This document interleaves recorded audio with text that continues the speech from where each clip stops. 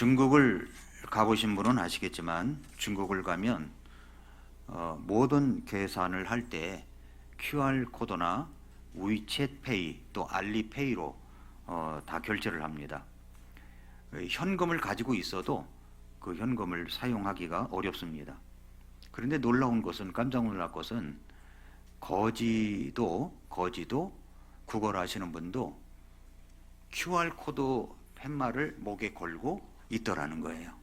QR코드. 그래서 이제 거지에게 뭔가를 이제 베풀기 원하시는 분은 핸드폰으로 QR코드를 찍어가지고 이렇게 송금을 하게 되어 있습니다.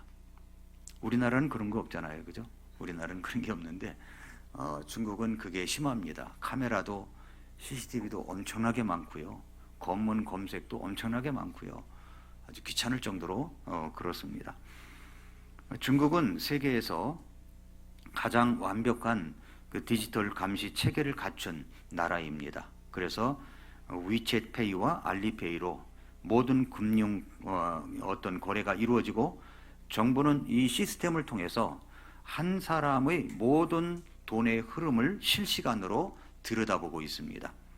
누가 언제 어디서 무엇을 샀는지, 그리고 누구에게 얼마를 보냈는지, 심지어 사회 신용 점수와 연결이 되어 가지고 그 사람의 인생 전체가 데이터로 이제 중국 당국에서 들여다보고 있다는 겁니다. 그것은 전체 국가이기 때문에 가능한 겁니다. 자유민주주의 국가는 그럴 수 없는 겁니다. 그런데 목에 QR코드가 있는 종이를 걸고 있는 거지도 어쩔 수 없이 그 무서운 감시 체계에 반발하지 않고 QR코드를 자기 목에 스스로 걸고 있었습니다. 왜 그렇게 해야만 했을까요? 살아야 했기 때문에 그런 거예요. 그 체계 시스템에 동조를 해서 같이 함께해서 살아야 하기 때문에 그런 겁니다. 세상이 현금에서 QR코드로 바뀌면 국어라는 방법도 바뀌는구나, 이걸 알게 되었습니다. 자존심을 지키겠다고 현금만 받겠다고 고집하면 그는 굶게 마련입니다. 그래서 그는 모든 것을 걸었습니다. 자신의 모든 거래가, 거래라고 해봤자 얼마 되지도 않지만 거래가 국가에 노출되는 것을 두려워하지 않았습니다. 저는 그 장면을 보면서 그 사람은 구걸의 기술을 알고 있구나라는 생각이 들었어요. 구걸의 기술. 구걸하는 것도 그 기술이 있어야 할까요? 있어야 되겠더라고요. 시대가 바뀌면 구걸하는 방법도 바뀌는 것을 봅니다. 저도 이제 전에 있던 교회당에서 있을 때 구걸하시는 분들이 굉장히 많이 올 때가 있었습니다. 너무너무 많이 와요.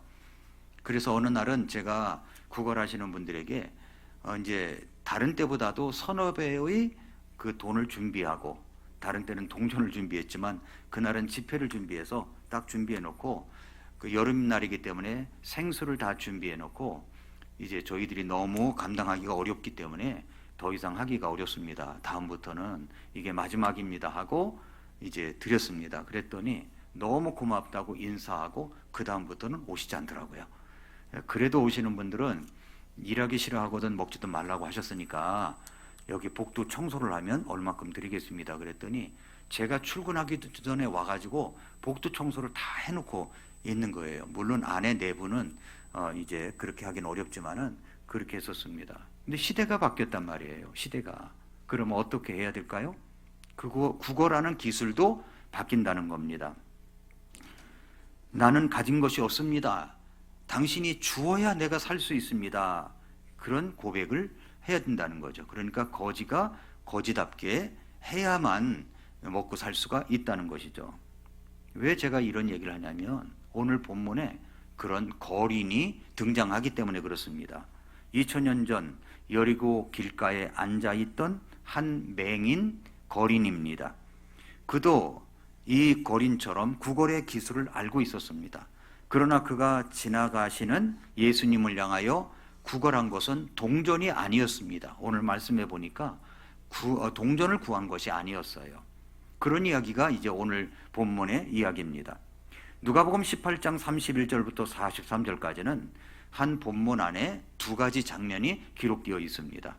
18장 31절부터 34절까지는 3년을 예수님과 함께 다녔던 12제자들의 이야기가 기록되어 있습니다. 12제자의 모습을 이야기하고 있는데 정말 충격적인 것은 그들을 향해서 예수님께서 그들은 이것들 중 어떤 것도 깨닫지 못하였더라라고 말씀하셨다는 것입니다. 그리고 다음 이제 35절부터 43절까지는 한 번도 예수님을 본 적이 없는 길가에 맹인이 등장합니다. 그런데 그 거리는 구걸을 하다가 무리가 지나가는 것을 듣고 무슨 일인가를 묻습니다. 그러자 사람들은 말합니다. 나사렛 예수님께서 지나가신다. 그런 즉각적으로 외칩니다. 다윗의 자손 예수님이요 내게 긍휼을 베푸소서. 오늘 본문에는 제자와 맹인 이야기, 3년을 예수님과 함께하면서 예수님의 본질을 보지 못한 사람과 맹인이지만 예수님이 지나가신다는 이야기만 듣고도 예수님을 단박에 알아본 거린이 나오는 겁니다. 이 두 부류의 사람들의 이야기를 통해서 우리는 지금 어디쯤 있는가를 확인하는 그런 시간이 되실 수 있으시기를 바랍니다. 첫째로 모든 것을 보고도 보지 못한 사람들이 나옵니다. 그것이 31절부터 34절 이야기입니다. 31절에서 그 뒤에 예수님께서 12제자를 데려다가 그들에게 이르시되 보라 우리가 예루살렘으로 올라가노니 라고 얘기하죠. 예루살렘으로 올라간다고 이야기합니다. 이 표현은 그냥 지나치면 안 됩니다. 여리고와 예루살렘이죠. 여리고와 예루살렘. 그러니까 여리고는 해수면보다도 250m나 낮은 땅입니다. 그 세계에서 가장 낮은 도시 중 하나가 여리고예요. 그런데 예루살렘은 해발 760m의 고지에 있습니다. 그러니까 여리고에서 예루살렘을 이제 가려면 서서 이렇게 올라간다는 거죠. 그래서 해발 760m까지 올라간다는 겁니다. 그리고 이제 여리고에서 예루살렘까지의 거리를 가려면 27km를 걷는 동안에 무려 이제 1000m 이상을 올라가야 된다는 겁니다. 올라간다는 표현은 단지 지리적인 묘사만은 아닙니다. 유대인들에게 예루살렘은 단순한 수도가 아니라 하나님이 임재하시는 거룩한 도성이었습니다. 그런데 성경은 어느 방향에서 오든지 예루살렘으로 갈 때는 올라간다고 표현을 합니다. 시편 120편에서 143편까지 그 시제 그 표제어를 보면은 위로 올라가는 노래라고 되어 있습니다. 그러나 더 깊이 보면 사도행전의 바울도 그렇게 말하고 있는데 더 깊이 보면 이 올라감은 예수님이 자신의 사명을 향해서 의도적으로 결단하여 나아가시는 행군입니다. 그래서 누가복음 9장 51절은 이렇게 말합니다. 그분께서 들려서 하늘로 들어가실 때가 오매 예루살렘으로 가시기 위해 친히 자기 얼굴을 확고히 고정하셨다. 그러니까 예수님은 끌려가신 것이 아니라 자원해서 예루살렘으로 올라가셨다는 겁니다. 대언자들이 기록한 모든 것이라고 되어 있죠. 대언자들이 주께서 대언자들을 통해 사람의 아들에 대하여 기록하신 모든 것이 이루어지리라. 자, 기록하신 모든 것이 이루어지리라. 예수님은 즉흥적으로 자신의 운명을 예측하셨던 것이 아닙니다. 수백 년 전부터 하나님이 대언자들을 통해서 미리 기록해 두신 것입니다. 예를 들어서 시편 22편에서는 다윗은 그분이 이방인에게 넘겨주고 조롱당할 것을 노래했습니다. 이사야서 50장은 예수님이 침뱉음을 당할 것을 기록했습니다. 그리고 이사야서 53장은 예수님이 채찍질을 당하고 죽임을 당할 것을 상세하게 그려냈습니다. 다니엘서 9장과 호세아 6장은 예수님이 죽음 당하고 셋째 날 다시 일어나실 것을 예언했습니다. 그러니 예수님이 십자가로 가시는 것은 우연이 아니었다는 거죠. 패배도 아닙니다. 그것은 하나님이 영원 전부터 정해놓으신 구속의 계획이 한치의 오차도 없이 그대로 이루어지는 것입니다. 여기서 한 가지 더 보겠습니다. 이 본문은 이 모든 것을 수동태로 기록하고 있어요. 수동태로. 넘겨져, 당하며, 당하고, 당할 것이며, 채찍질하고 죽일 것이요. 이렇게 말씀하고 있거든요. 사람들이 예수님께 이 모든 것을 행하는 겁니다. 그런데 이것이 예수님이 무력하게 끌려가시는 것을 의미하지 않습니다. 요한복음 10장에서 예수님은 내가 내 생명을 스스로 버린다고 얘기했습니다. 그분은 피할 수 있었지만 피하지 않으셨습니다. 막을 수 있었지만 막지 않으셨습니다. 그분은 자발적으로 사랑으로 자원하여 그 모든 고통의 길을 걷게 되셨습니다. 그런데 오늘 말씀해 보니까 예수님이 몇 번째 예고라고 하셨습니까?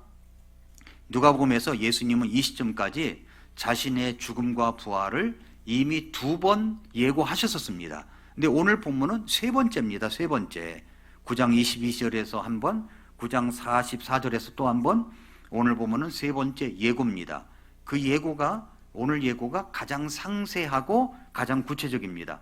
이방인에게 넘겨지고 조롱당하고 모욕당하고 침뱉음당하고 채찍질당하고 죽고 그리고 부활까지 단계별로 하나씩 열거하고 있습니다. 예루살렘이 가까워질수록 예수님의 말씀은 더 선명해집니다. 그런데 이런 이야기를 이 제자들이 몇 번 들었어요? 3번을 들었다는 겁니다.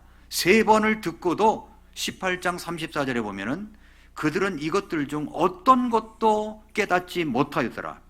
이 말씀이 그들에게 숨겨졌으므로 그들은 그분께서 말씀하신 것들을 알지 못하였더라 라고 되어 있습니다. 3가지 표현, 깨닫지 못하였더라, 숨겨졌으므로 알지 못하였더라. 누가는 우연히 이것을 기록한 게 아닙니다. 의도적인 반복을 하고 있습니다. 강조하기 위해서죠.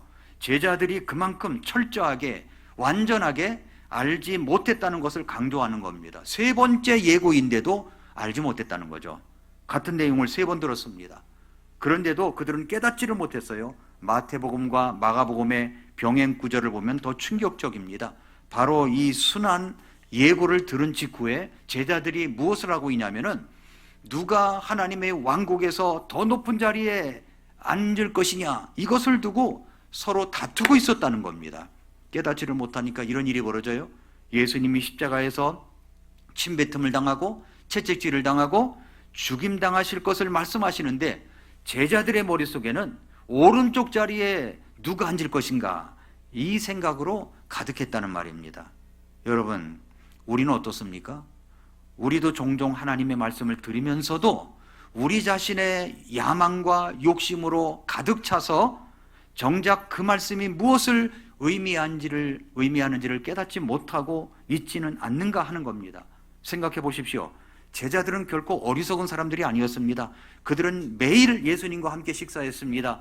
매일 함께 길을 걸었습니다. 병 고치시는 장면을 보았습니다. 죽은 자가 살아나는 것을 보았습니다. 물 위를 걸으시는 것도 보았습니다. 그들은 가장 많은 예수님에 대한 정보를 가졌던 사람들입니다.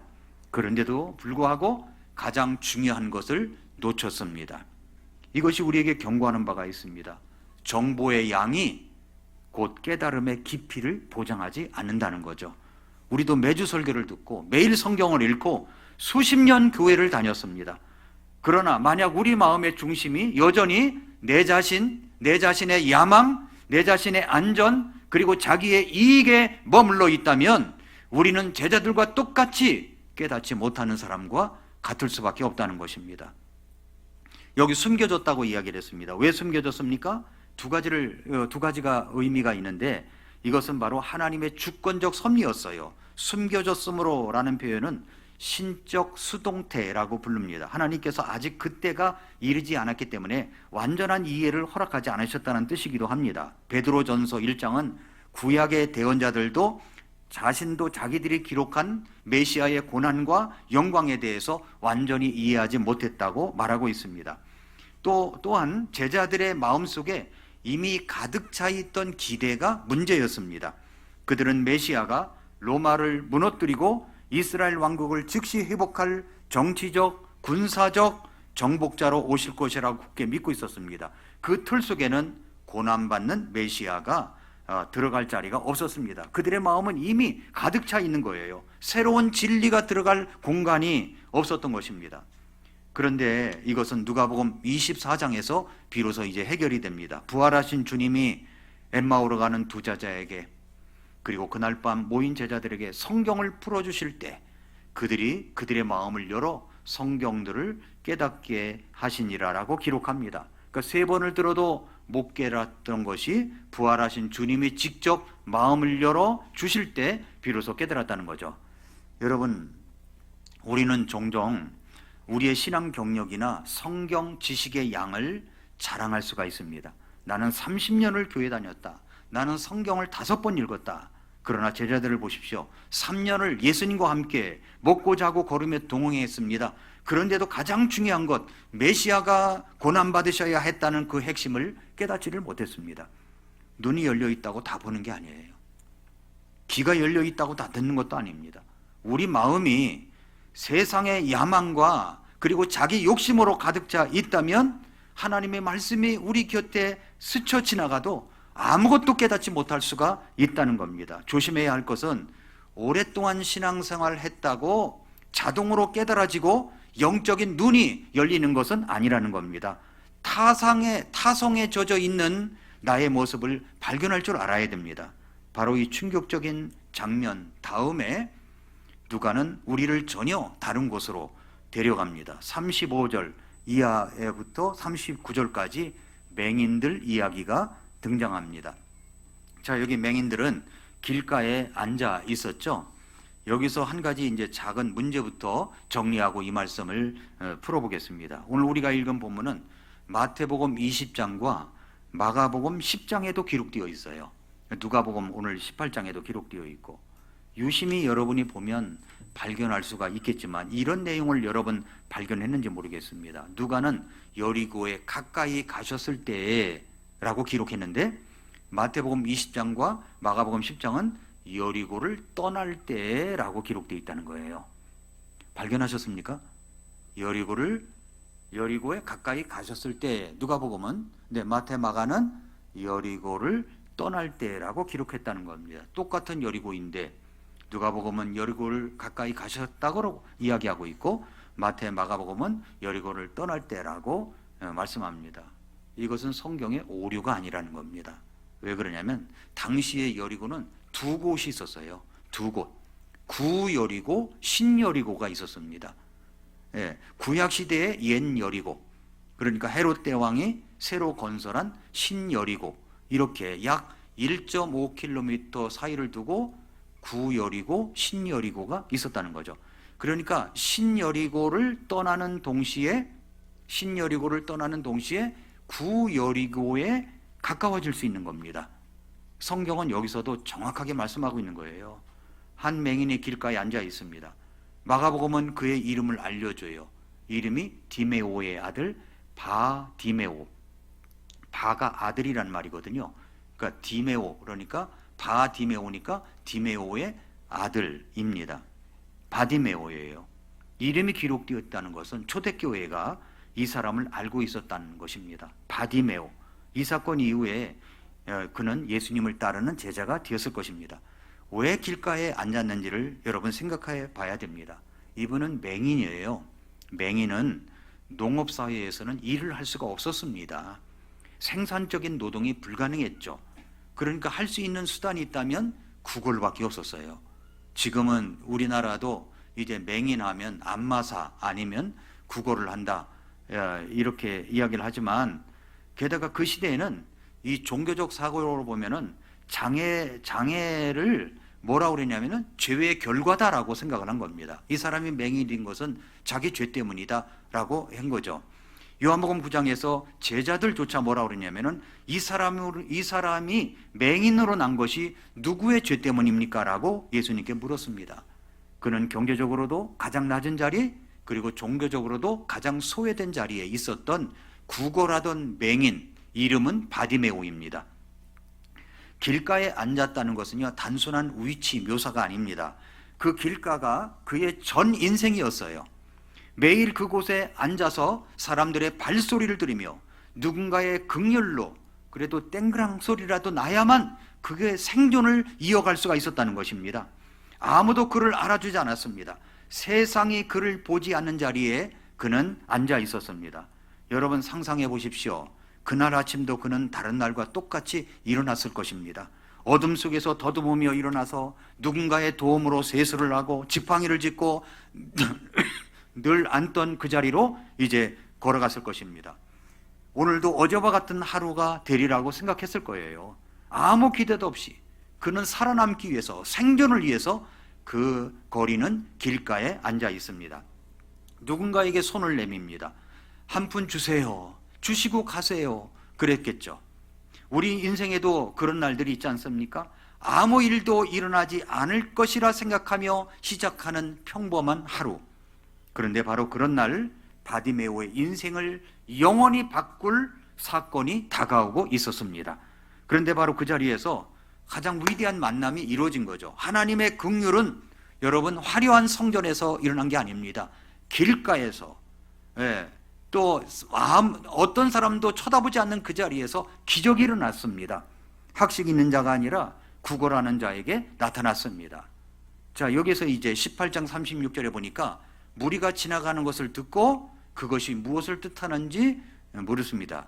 그는 볼 수 없었죠. 그래서 잘 들렸습니다. 근데 그날의 소리는 평소와 달랐던 것입니다. 많은 사람들의 발소리, 웅성거리는 소리, 막 이렇게 움직이는 소리가 들렸어요. 그래서 즉시 물었습니다. 이게 무슨 소리냐? 무슨 일이 있느냐? 모르면 물어야 되겠죠? 모르면 묻습니다. 수줍어서 기회를 흘려보내지 않습니다. 그러자 사람들이 대답합니다. 나사렛 예수님께서 지나가신다. 자, 여기서 이제 중요한 장면이 펼쳐집니다. 38절을 보면은 사람들은 그분을 나사렛 예수라고만 이야기합니다. 그런데 바디메오는 뭐라고 외쳤어요? 다윗의 자손 예수님이라고 외쳤죠. 이 차이가 얼마나 큰지 아십니까? 나사렛 예수는 단지 출신지를 가리키는 호칭입니다. 다윗의 자손이요, 다윗의 자손이라는 말은 메시아 칭호예요. 메시아 칭호. 사무엘하 7장에서 하나님이 다윗에게 약속하신 그 영원한 왕권, 시편 89편이 노래한 그 언약의 후사, 이사야 11장에 대언한 이새의 줄기에서 나온 한 싹, 바디메오는 단지 사람들이 알려준 정보를 받아 외친 것이 아닙니다. 그는 그 정보를 자기 안에 있던 메시아에 대한 확신과 연결시켰습니다. 메시아에 대한 이야기를 들었었기 때문에 나사렛 예수님이 아니라 이분은 다윗의 자손 예수님이다, 이 확신을 갖고 있었던 것이죠. 여러분 생각해 보십시오. 그는 여리고에 살면서 다른 곳에 가본 적도 없었을 것입니다. 그런데 그는 어떻게 메시아에 대해서 이렇게 정확하게 알고 있었을까요? 답은 간단합니다. 그는 들었습니다. 들었어요. 보지 못했기 때문에 오히려 더 간절히 들었습니다. 마가복음 8장과 요한복음 9장에 기록된 예수님이 다른 맹인들의 눈을 열어주신 소문이 분명히 이 바디메오에게도 들렸을 것이란 말입니다. 나사렛의 한 선생이 죽은 자를 살리고 병든 자를 고치시고 눈먼 자에게 다시 보게 하신다는 소문이 온 유대와 그리고 갈릴리에 퍼져 있었습니다. 여러분 로마서 10장은 말씀하고 있죠. 믿음은 들음에서 난다고 그랬습니다. 들음에서 나는 거예요. 바디메오의 믿음은 그가 들었던 모든 소문들이었지만 그것이 차곡차곡 쌓여서 믿음이 되었던 것입니다. 여러분 여기서 우리가 마주해야 될 가장 충격적인 사실이 있습니다. 31절부터 34절은 우리는 무엇을 보았습니까? 3년을 함께한 제자들이 어떤 것도 깨닫지 못했다고 말씀합니다. 그런데 바로 다음 장면에서 한 번도 예수님을 본 적이 없는 길가의 맹인이 즉각적으로 그 예수님을 메시아로 알아본 겁니다. 이게 우연일까요? 아닙니다. 이것은 누가가 의도적으로 배치한 신학적 대조라고 볼 수가 있는 거예요. 제자들은 육신의 눈은 열려 있지만 영적인 눈은 닫혀 있었습니다. 바디메오는 육신의 눈이 닫혀 있지만 영적인 눈이 열려 있었던 겁니다. 여러분 보는 것이 믿는 것이 아닙니다. 믿는 것이 보는 것입니다. 이 본문은 우리에게 묻습니다. 우리는 어느 쪽입니까? 매주 교회에 와서 말씀은 듣지만 우리의 마음은 다른 곳으로 가득 차서 여러분 정작 핵심을 놓치고 있지는 않습니까? 아니면 우리가 가진 것이 보잘것없어도 들은 말씀을 붙들고 진심으로 그분을 메시아로 구원자로 고백하며 살아가고 있습니까? 자, 38절과 39절을 더 깊이 봐야 됩니다. 바디메오는 외칩니다. 나사렛 예수님이시다라니까 38절에 그가 소리질러 이르되 다윗의 자손 예수님이여 내게 긍휼을 베푸소서 라고 하니까 앞서가는 자들이 꾸짖었다고 그랬어요. 꾸짖었어요. 시끄러, 조용히 해 라고 했겠죠. 잠잠히 있어 라고 했겠죠. 그러니까 이 바디메오는 더욱더 소리질러 이르되 다윗의 자손이여 내게 긍휼을 베푸소서 하므로 라고 했습니다. 성도 여러분, 여러분이 이제 바디메오라고 생각하시고 예수님이 지나가십니다. 바디메오는 소경이죠. 아무것도 보이잖아요. 이분은 나를 고칠 수 있는 분이에요. 그런데 소리 지릅니다. 이야기합니다. 이 다윗의 자손 예수님이여 내게 긍휼을 베푸소서. 자, 이 한 문장입니다. 한번 같이 해볼까요? 시작. 책 읽듯이 하면은 예수님이 들릴까요? 그렇게 책 읽듯이 했을까요? 아니었을 겁니다.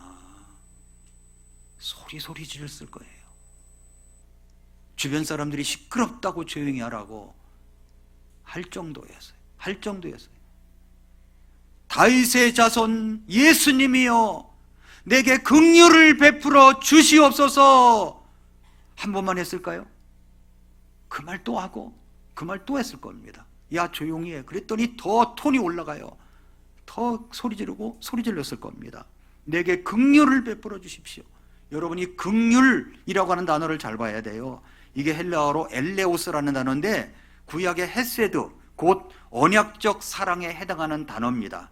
자격이 있어서 주어지는 것이 아니라 약한 자를 향해서 베푸시는 하나님의 본성적인 사랑을 말합니다. 그 긍휼을 베풀어 달라고 이야기합니다.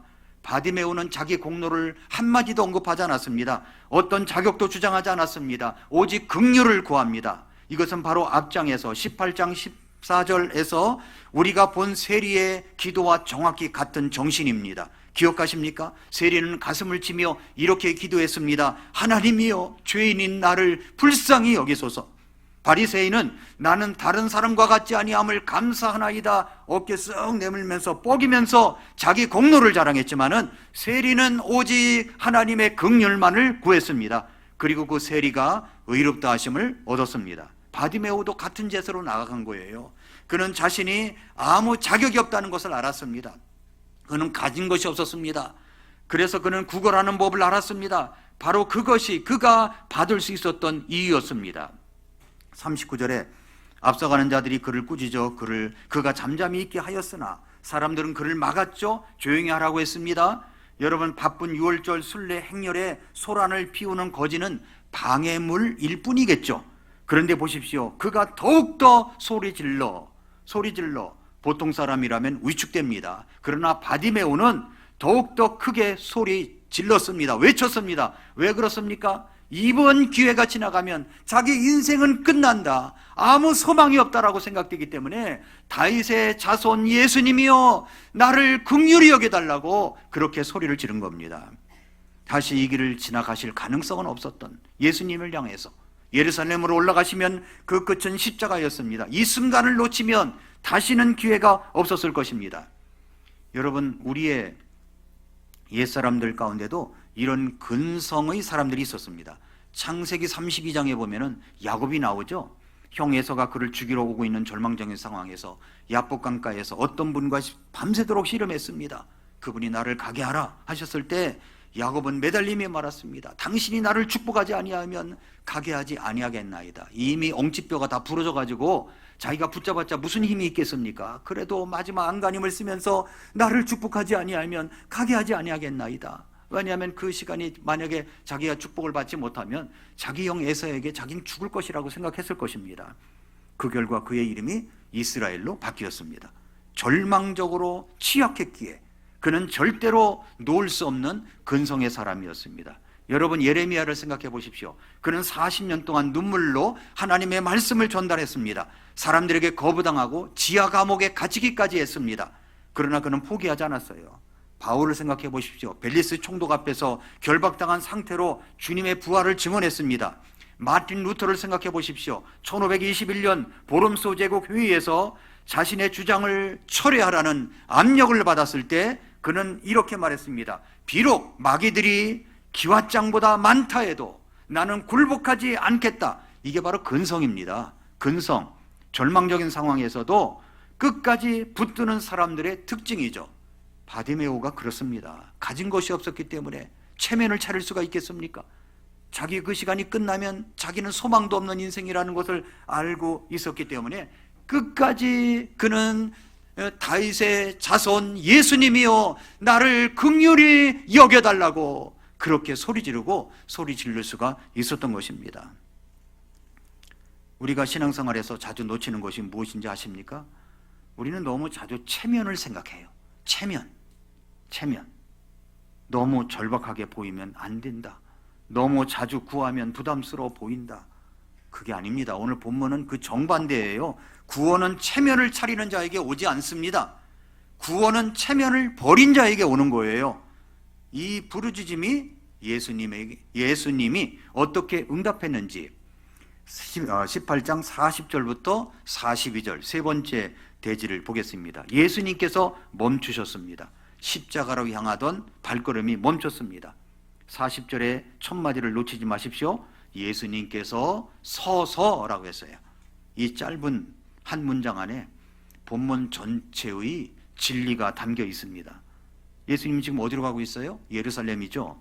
그 길의 끝에는 무엇이 기다리고 있습니까? 십자가입니다. 채찍질, 조롱, 침뱉음, 그리고 죽음, 무거운 운명을 향해 결단하며 걸어가시던 분이 길가의 한 거지의 외침 때문에 발걸음을 멈췄습니다.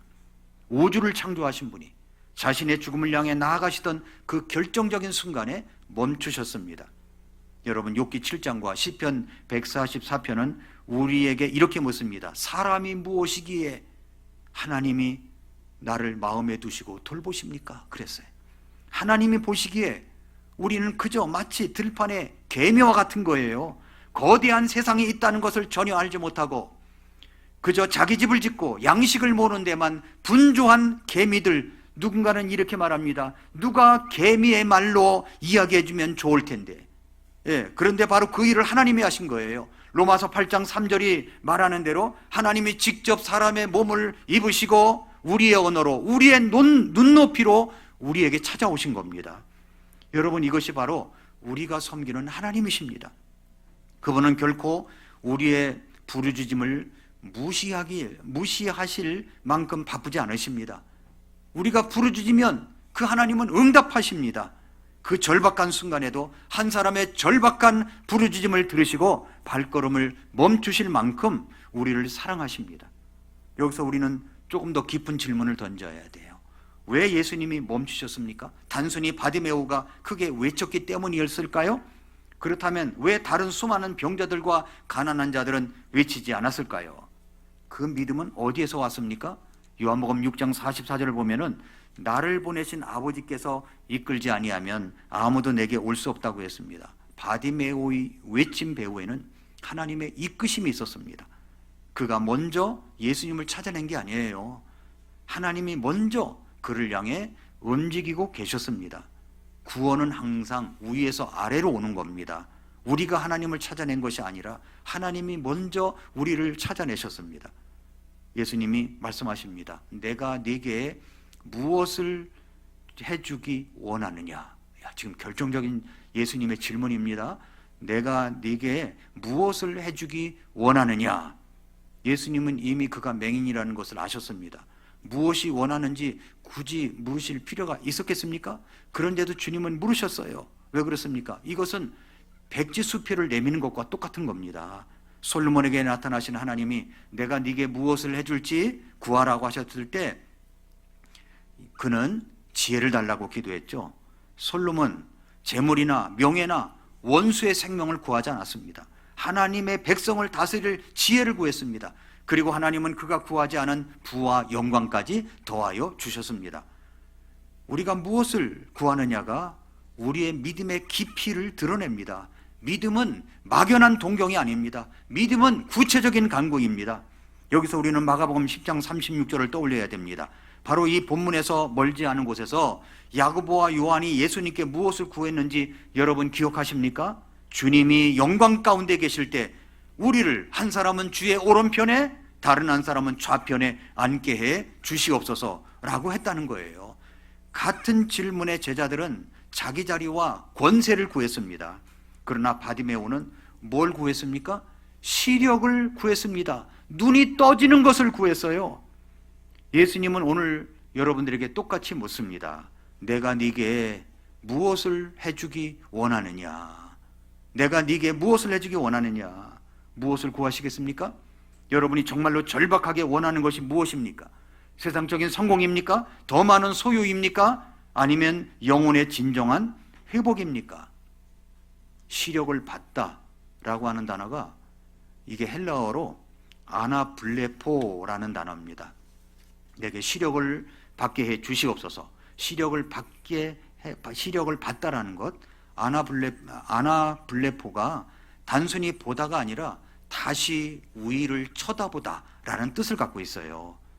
여기 그래서 이 단어가 또 어디서 사용했냐면은 예수님께서 누가복음 4장 18절에 말씀하시는데 나사렛 회당에서 이사야 61장을 인용하시면서 예수님이 말씀하신 내용 속에 눈먼 자들에게 다시 보게 함을 전파하며 라는 말씀이 있습니다.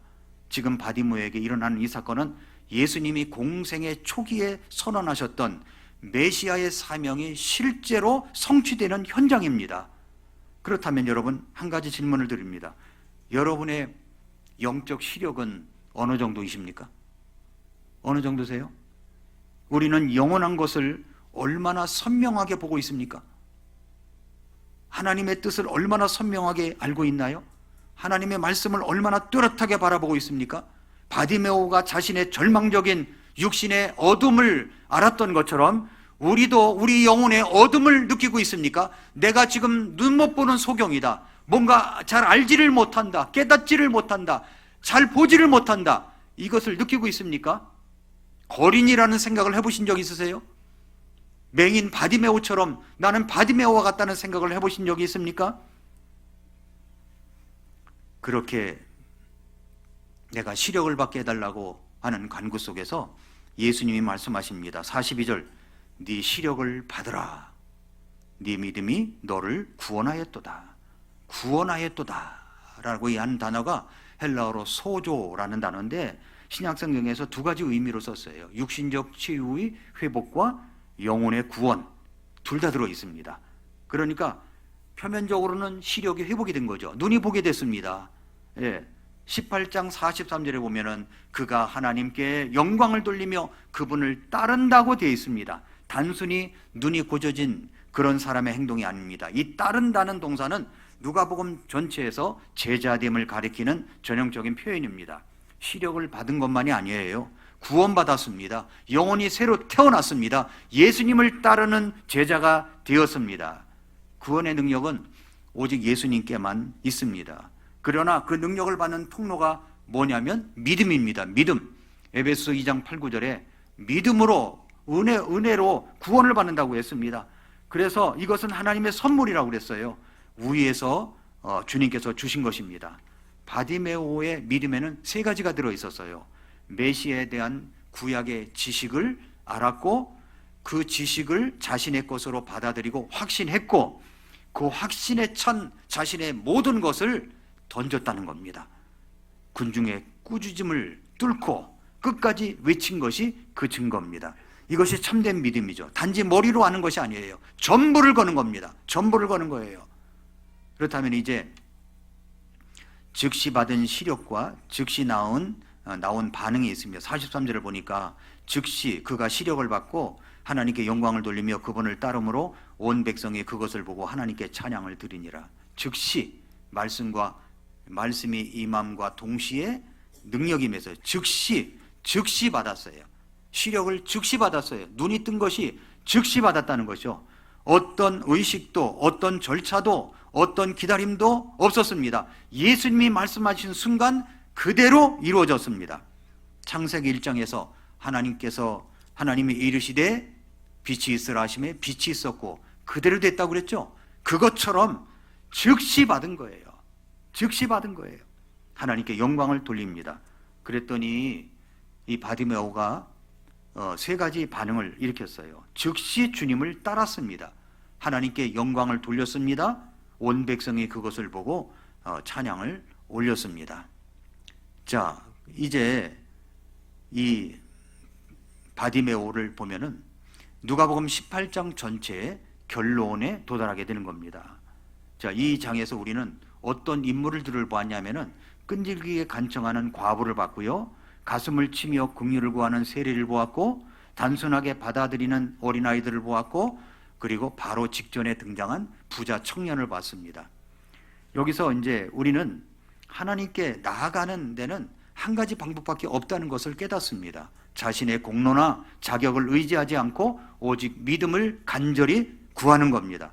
불의한 재판관 앞에서도 포기하지 않은 과부의 믿음, 바리새인의 자기 의의를 거부하고 가슴을 치며 참 회개한 세리의 믿음, 아무것도 가진 것 없이 부모의 품에 안긴 어린아이의 단순한 신뢰, 이 모든 것이 결국 바디메오의 외침 속에서 절정을 이루게 됐다는 겁니다. 다윗의 자손 예수님이여 나를 긍휼히 여겨달라고 하는 이 절정의 외침 속에 모든 게 들어 있습니다. 그러나 부자는 그렇지 못했습니다. 말씀을 듣고 근심하더니 갔다는 거예요. 왜? 재물이 많았기 때문에, 큰 부자이기 때문에 그렇다고 했습니다. 성도 여러분, 우리는 우리 자신을 좀 볼 줄 알아야 됩니다. 요한계시록 3장에서 라오디게아 교회를 생각해 보십시오. 그들은 스스로 말하기를 나는 부자라 부족한 것이 없다라고 생각했어요. 그러나 주님의 평가는 네가 곤고한 것과 가련한 것과 가난한 것과 눈먼 것과 벗은 것을 알지 못하는도다 라고 이야기를 했습니다. 그렇습니다. 여러분, 우리 자신을 볼 줄 알아야 됩니다. 누구처럼요? 바디메오처럼. 18장 31절 34절에서는 모든 것을 보고도 깨닫지 못했던 제자들의 모습이 나오는가 하면 35절부터는 한 번도 보지 못했지만 예수님을 알아본 사람의 이야기가 나온 겁니다. 우리는 종종 우리 자신을 제자들과 동일시할 때가 있습니다. 나는 오랜 신앙생활을 했다. 나는 성경을 잘 안다. 나는 교회의 핵심 인물이다. 그러나 본문은 우리에게 경고합니다. 지식과 경험이 많다고 해서 자동으로 영적 시력이 열리는 것은 아닙니다. 우리 마음이 여전히 세상의 야망과 자기 중심적 욕심으로 가득 차 있다면 하나님의 말씀이 눈먼 자가 눈을 뜨는 그런 놀라운 기적이 지나감에도 불구하고 깨닫지를 못하고 그저 지나갈 때가 있다는 것입니다. 그러므로 우리는 바디메오 같이 되어야 됩니다. 우리는 아무것도 없었습니다. 자랑할 것이 없었습니다. 바로 이 절망적인 취약함이 그를 가장 정직한 자리로 데려갔습니다. 자기 자격을 내세우지 않고 주님의 긍휼만을 구하는 자리, 그리고 그 자리에서 모든 체면을 버리고 군중의 꾸짖음에도 더욱더 크게 외쳤습니다. 여러분, 우리는 우리 인생에서 정말로 절박한 순간을 만났을 때 어떻게 합니까? 체면을 차립니까? 아니면 모든 것을 걸고 외칩니까? 간구합니까? 우리 인생에도 길가에 앉아 있는 순간들이 있습니다. 직장을 잃고 막막할 때, 건강이 무너지고 두려울 때, 가정이 깨어짐이 있을 때, 자녀의 문제로 잠 못 이룰 때, 그 모든 순간에 우리는 두 가지 선택 앞에 놓이게 됩니다. 체면을 차리며 조용히 견디는 것, 혹은 모든 것을 내려놓고 주님 앞에 정직하게 달려나와 부르짖는 것. 바디메오가 우리에게 보여주는 것은 후자예요. 우리의 취약함을 숨기지 말고 그 취약함을 가지고 하나님, 저를 긍휼히 여겨달라고 그렇게 간구해야 된다는 겁니다. 중국 길가의 그 거린을 다시 생각해 보십시오. 그는 자신의 모든 금융거래가 국가에 노출되는 것을 두려워하지 않았어요. 살아야 했기 때문입니다. 그런데 여러분, 우리가 하나님 앞에 나아가는데 그보다 훨씬 더 완전한 노출이 있어야 됩니다. 히브리서 4장 13절에 모든 것이 그분의 눈앞에 벌거벗겨져 드러나 있나니 했습니다. 우리 하나님은 다 알고 계세요. 우리가 숨기려 해도 숨길 수가 없습니다. 그렇다면 우리는 무엇을 해야 됩니까? 다 드러내야죠, 하나님 앞에. 그리고 다윗의 자손 예수님이요, 나를 긍휼히 여겨달라고 외쳐야 되겠죠. 그 외침이 여러분에게 응답이 되어 여러분이 절망적으로 생각하는 그 문제가 응답될 줄 믿습니다. 혹시 여러분은 오늘 밤에 죽어도 천국 갈 수 있는 확신이 없습니까? 그렇다면 우리 주님께 외치십시오. 다윗의 자손 예수님, 나를 긍휼히 여겨달라고, 나를 좀 구원해달라고 외치시기 바랍니다. 구원을 받았지만은 참 막막한 인생 앞에서 어찌할 줄 모르고 어려움 속에 있습니까? 그렇다면 바디메오의 심정처럼 주님 앞에 체면 다 내려놓고 외치십시오. 주님, 저를 긍휼히 여겨달라고요. 그랬을 때 하나님께서 여러분에게 긍휼하심을 주실 줄 믿습니다. 기도하겠습니다. 이 시간 조용히 머리 숙여서 기도하겠습니다.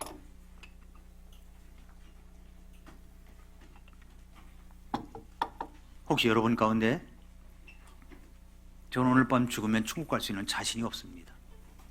그러나 오늘 말씀을 보니까 내가 길가에 앉은 거린처럼 그런 모습입니다. 체면을 차리지 않고 내 모든 것을 내려놓고 주님 앞에 외치고 싶습니다. 주님, 저를 구원해 주시옵소서. 주님, 저를 불쌍히 여겨 주시옵소서. 오늘 밤에 나는 죽어도 천국 갈 수 있는 자신이 없습니다. 나를 좀 구원해 주십시오. 이렇게 생각하시는 분이 있으면 제가 기도해 드리겠습니다. 그런 분이 계시면 잠깐 오른손을 들었다 내려주시기 바랍니다. 그런 분 계십니까? 저는 아직 구원받지 못했습니다. 오늘 밤 죽으면 천국 갈 수 있는 자신이 없습니다. 목사님, 저를 위해서 기도해 주십시오. 그런 분이 계시면 손을 들었다 내려주시기 바랍니다. 체면을 내려놓고 우리 주님 앞에 정직하게 고백하시기 바랍니다. 그런 분 계시면 손 한번 들었다 내려주시기 바랍니다. 그런 분 계십니까? 성도 여러분, 여러분 예수님을 믿고 구원을 받았지만 우리가 살아가다가 앞이 캄캄할 때가 있지 않습니까? 아무것도 보이지 않을 때가 있습니다. 그럴 때 체면을 차리고 그저 묵묵히 있지만 마시고 우리 주님 앞에 정직하게 나오시기 바랍니다. 주님, 저를 좀 불쌍히 여겨 주시옵소서. 이 기도가 여러분의 기도가 되기를 바랍니다. 우리 하나님 앞에 기도드리겠습니다.